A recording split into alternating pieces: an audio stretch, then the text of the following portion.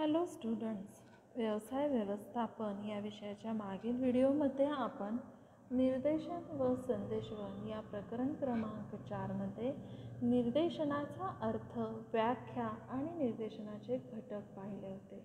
या व्हिडिओमध्ये आपण निर्देशनाची तत्त्वे पाहणार आहोत.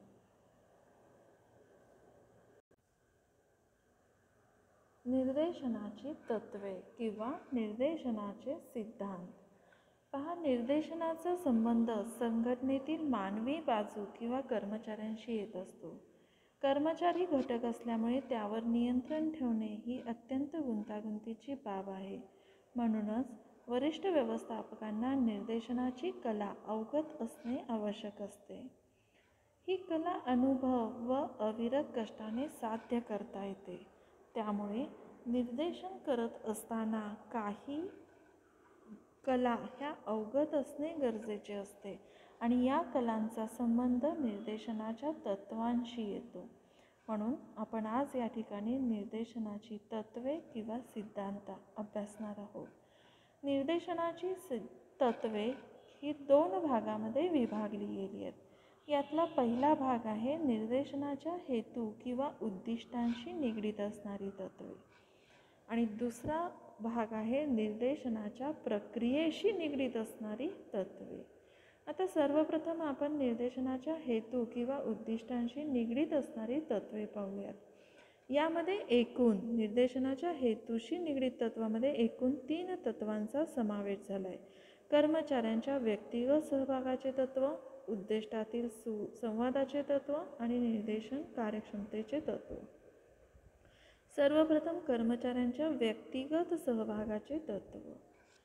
व्यवसायात व्यवसायाची काही उद्दिष्टे अगोदरच ठरलेली असतात आणि ही उद्दिष्ट साध्य करण्यासाठी व्यवसायाची कार्य चालू राहतात.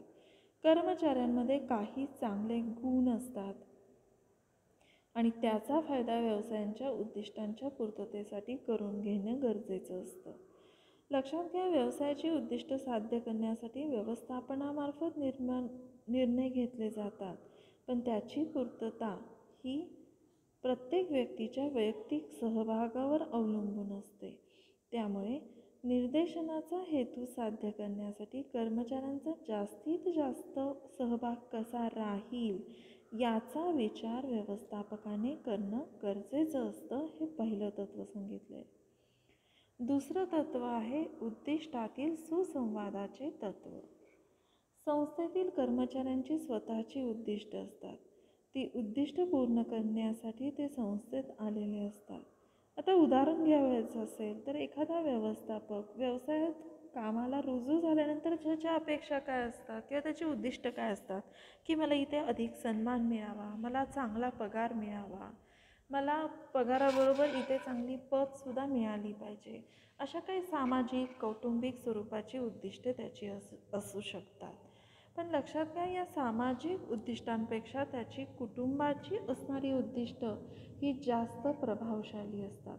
म्हणजे प्रत्येक कर्मचाऱ्यांची उद्दिष्टाचा प्राधान्यक्रम देण्याची पद्धत ही वेगवेगळी असू शकते. व्यवस्थापकाने कर्मचाऱ्यांच्या वैयक्तिक उद्दिष्टांकडे सुद्धा लक्ष देणं गरजेचं आहे. त्यांच्यामध्ये अशी भावना निर्माण केली गेली पाहिजे की या ठिकाणी काम करत असताना माझी वैयक्तिक उद्दिष्टसुद्धा साध्य होणार आहेत आणि ज्यामुळे सुसंवाद व्यवसाय संस्थेमध्ये टिकला जाऊ शकतो. हे दुसरं तत्त्व सांगितलं आहे. तिसरं तत्त्व आहे निर्देशन कार्यक्षमतेचं तत्त्व. संस्थेतील उत्पादन व उत्पादकता वाढवावयाची असेल तर प्रभावी निर्देशनाची गरज असते. साधारणपणे ज्यावेळी व्यवस्थापनाच्या मार्गदर्शनामुळे कर्मचाऱ्यांमधील असंतोष कमी होऊन उत्पादन खर्च कमी होतात त्याला कार्यक्षम निर्देशन म्हणून ओळखले जाते. योग्य निर्देशन व परिणामकारक संदेशवहन पद्धती वापरल्यास कर्मचाऱ्यातील असंतोष कमी होतो. हा मुद्दा देखील आपल्याला इथे विचारात घेता येऊ शकतो. म्हणून कर्मचाऱ्यांच्या कार्यक्षमतेचं तत्त्व हे निर्देशनाच्या हेतूशी संबंधित आहे. यानंतर आपण पाहणार आहोत निर्देशन प्रक्रियेशी निगडीत असणारी तत्त्वे. निर्देशन प्रक्रियेशी निगडीत असणाऱ्या तत्त्वांचा सुद्धा प्रभाव व्यवसाय संस्थेवर मोठ्या प्रमाणावर जाणवतो. यामध्ये पहिलं तत्त्व आहे आदेशातील एकवाक्यता. आदेशातील एकवाक्यता म्हणजे कर्मचाऱ्यांना मिळणारे आदेश हे ठराविक किंवा एकाच व्यक्तीकडून मिळाले पाहिजेत. एकाच वेळी अनेक अधिकाऱ्यांकडून जर आदेश मिळाले असतील तर कोणत्या आदेशाचं प्रथम पालन करावं, कोणत्या अधिकाऱ्याचं ऐकावं, या स्वरूपाचा संभ्रम कर्मचाऱ्यांमध्ये निर्माण होऊ शकतो. बऱ्याच वेळा आदेशाची पुनरावृत्ती होऊ शकते, मात्र याचा आशय बदलला जाऊ शकतो. म्हणून आदेशातील एकवाक्यता हे तत्त्व आपल्याला निर्देशनाच्या बाबतीत पाळावं लागेल. दुसरं तत्त्व आहे प्रत्यक्ष निरीक्षण तत्त्व. वरिष्ठ अधिकाऱ्यांनी कर्मचाऱ्यांना आदेश किंवा सूचना देऊन निर्देशन केले म्हणजे कार्य संपले असे नाही आहे. कर्मचाऱ्यांना निर्देशन केल्यानंतर देखील त्यांच्या कार्याची तपासणी करायची, निरीक्षण करायचे. प्रत्यक्ष काम करत असताना त्यांच्या काही चुका होऊ शकतात, तर या चुका त्यांना वेळीच लक्षात आणून द्यायच्यात की जेणेकरून व्यवसाय संस्थेच्या भविष्यातील खर्चांवर आळा बसला जाऊ शकतो. हे निर्देशनाचं दुसरं तत्त्व आहे. तिसरं तत्त्व आहे संचालन कार्यातील सुस्पष्टता. वरिष्ठांनी हाताखालील कर्मचाऱ्यांना आदेश किंवा सूचना देताना आदेश किंवा सूचना या स्पष्ट स्वरूपात दिल्या गेल्या पाहिजेत. जर एखादा आदेश किंवा एखादी सूचना अर्धवट स्वरूपाची दिली असेल, अस्पष्ट स्वरूपाची दिली असेल, तर कर्मचारी ते काम करत असताना कामाची टाळाटाळ करतात. त्यांचा उत्साह हा टिकला जात नाही आणि याचा परिणाम म्हणून दर्जेदार कार्यपूर्ती त्यांच्यामार्फत होत नाही. म्हणून कार्यातील सुस्पष्टता ही असली पाहिजे.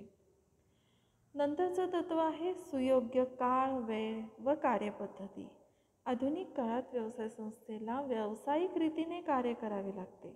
बाजारपेठेतील स्पर्धेमुळे योग्य वेळी माल तयार करून तो ग्राहकांपर्यंत पोहोचवणे देखील गरजेचे असते. यामध्ये जर काही दिरंगाई झाली तर अपेक्षित नफाप्राप्ती ही व्यवसाय संस्थेला होत नाही. तसंच व्यवसाय संस्थेमध्ये काम करत असताना प्रत्येक कामाची काही काळ, वेळ आणि कार्यपद्धती ठरलेली असली पाहिजे, जेणेकरून कर्मचाऱ्यांना ती अगोदरच माहीत असल्यामुळे कर्मचारी अधिक चांगल्या पद्धतीने ते काम पूर्ण करू शकतात. नंतर आहे सुयोग्य व्यवस्थापन पातळी. संघटनेत अपेक्षित कामकाज योग्य रीतीने होण्याच्या दृष्टिकोनातून व्यवस्थापनाचे स्तर निर्माण केले जातात. नियोजन केलं जातं, कर्मचाऱ्यांना आदेश दिले जातात आणि त्यामुळे व्यवस्थापनाचं कार्य हे सुस्थितीत आहे असे आपल्याला म्हणता येऊ शकते. हे कर्मचारी वरिष्ठ पातळीवरील व्यवस्थापकाने दिलेले आदेश पालन करतात, प्रत्यक्षात कामकाज करतात आणि त्यांच्या कामकाजाची जबाबदारी ही आधीच पूर्वनियोजित ठरली गेलेली असते. नंतरचं तत्त्व आहे योग्य निर्देशन तंत्र. संघटनेतील कामकाज व्यवस्थितपणे होण्यासाठी योग्य तंत्राची आवश्यकता असते. हुकुमशाही, एकतंत्री निर्देशन, सल्लामसलतीचे निर्देशन, मुक्त निर्देशन अशा वेगवेगळ्या तंत्राचा समावेश यामध्ये केला जातो. ही विविध जी तंत्र आहेत ती आपण पुढील व्हिडिओमध्ये शिकणार आहोत. तर या सगळ्या तंत्रापैकी जे योग्य तंत्र आहे ते निवडणं इथं गरजेचं असतं. परिस्थितीनुसार, काळानुसार त्यात जे तंत्र उपयोगी ठरेल ते तंत्र निवडलं गेलं पाहिजे. नंतर आहे अनौपचारिक संघटनेच्या उपयोगाचे तत्त्व. लक्षात घ्या, अनौपचारिक संघटनेच्या उपयोगाचे तंत्र म्हणजे काय? व्यवसायातील कामकाज औपचारिक व अनौपचारिक संघटनेमार्फत होत असते. औपचारिक संघटनेत व्यवस्थापनाचे नियम, कार्यपद्धती ठरवून दिल्या जातात, तर अनौपचारिकमध्ये त्या विशिष्ट चौकटीतनं काम करून घेणे अशक्य असते. म्हणून कर्मचाऱ्यांना काम करत असताना त्यांच्या कामाची कार्यपद्धती आखण्यासाठी काही स्वातंत्र्य दिले जाऊ शकते. कर्मचारी दैनंदिन व्यवहार, संबंध, गरजा लक्षात घेऊन कामकाज करत असतात आणि यालाच औपचारिक संघटन रचना असे म्हणता येऊ शकते. नंतरचे तत्त्व आहे नेतृत्वाचे तत्त्व. चांगले व प्रभावी नेतृत्व व्यवस्थापन अत्यंत महत्त्वपूर्ण भूमिका बजावते. चांगल्या नेतृत्वामुळे कर्मचाऱ्यांच्या कार्याला योग्य दिशा दाखवून पूर्वनिर्धारित उद्दिष्टे पूर्ण करता येतात. जर वरिष्ठ अधिकाऱ्यांकडे नेतृत्वाचे गुण असतील तर कनिष्ठ कर्मचारी त्यांना नेता म्हणून मान्यता देतात, त्यांच्या आदेशाचं स्वतःच्या इच्छेने पालन करतात आणि त्याचा प्रभाव कर्मचाऱ्यांवर हा निश्चितरित्या राहतो. म्हणून निर्देशनात नेतृत्वाचा देखील विचार केला गेला पाहिजे. आणि शेवटचं तत्त्व आहे सिंहावलोकन व पाठपुरावा. व्यवस्थापनातील निर्देशन ही सतत चालणारी प्रक्रिया आहे. एकदा आदेश दिले म्हणजे वरिष्ठांचे काम संपले असे नाही आहे. आदेश दिल्यानंतर अडचणी येत असल्यास त्यांना मार्गदर्शन करावे लागते. त्यांच्या कामाचा वेळोवेळी आढावा घ्यावा लागतो. दिलेले आदेश चुकीचे असल्यास त्यात सुधारणाही करावी लागते. थोडक्यात निर्देशन ही एक सतत चालणारी प्रक्रिया असल्यामुळे व्यवस्थापकाने कर्मचाऱ्यांना वेळोवेळी प्रेरणा व मार्गदर्शन देऊन कर्मचाऱ्यांच्या कामाचा पाठपुरावा केला पाहिजे. विद्यार्थी मित्रांनो, आपण पुढील व्हिडिओमध्ये निर्देशनाची विविध तंत्रे शिकणार आहोत. जर तुम्ही माझे यूट्यूब चॅनल सबस्क्राईब केले नसेल तर करा, जेणेकरून तुम्हाला माझे इतर व्हिडिओ पाहता येऊ शकतील. थँक्यू.